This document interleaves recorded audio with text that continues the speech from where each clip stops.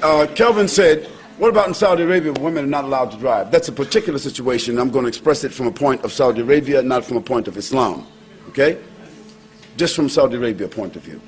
The Mufti, meaning the head of the Supreme Court in Saudi Arabia, looked at a special problem.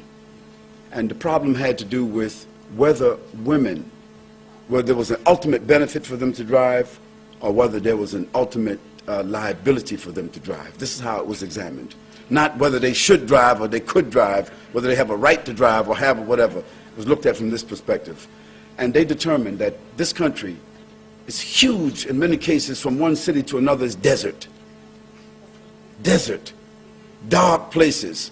And sometimes a woman by herself driving would get a flat tire. Something would happen to the car with dysfunction or whatever. And she's out in the middle of nowhere with nobody to do what? A stranger comes along. Now when that stranger comes along, it could be any kind of stranger. And now what happens, she is subject to being accosted, being raped, some harm. And if nothing happens, he changes her tire, he fixes, but some people roll by and see that man in her car or bending over or whatever, and they get back to her family and her town or her village. And because of their customs, it is said, we saw your mother, we saw your sister, we saw your wife on the road with a strange man. That woman's reputation may be damaged irreparably. Now, it is part of their custom that a woman's reputation means more than anything else. And so that Grand Mufti said that what we want to do is, if a woman wants to drive, she can get a license, but we want her husband or her brother or her family members to chauffeur her wherever she needs to go so that she would not be subject to this kind of situation. And that is the real issue. Now, not living there, a person wouldn't know. You would think that, well, they can't drive. That's not the case. We look more to the reputation than we do just simply allowing the woman to drive, and then what happens?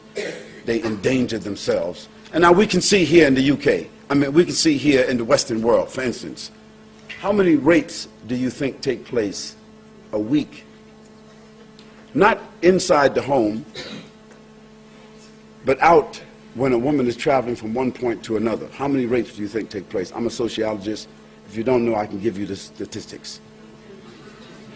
The statistics are, in the Western world, that there are 496 rapes that take place every week of women who are by themselves and they are accosted or they are raped or taken advantage of simply because they're by themselves. Now, I'm not suggesting that a law be enacted in the Western world like in Saudi Arabia. I'm saying that we need to look at that issue. Maybe we men in the Western world, we need to chauffeur our women.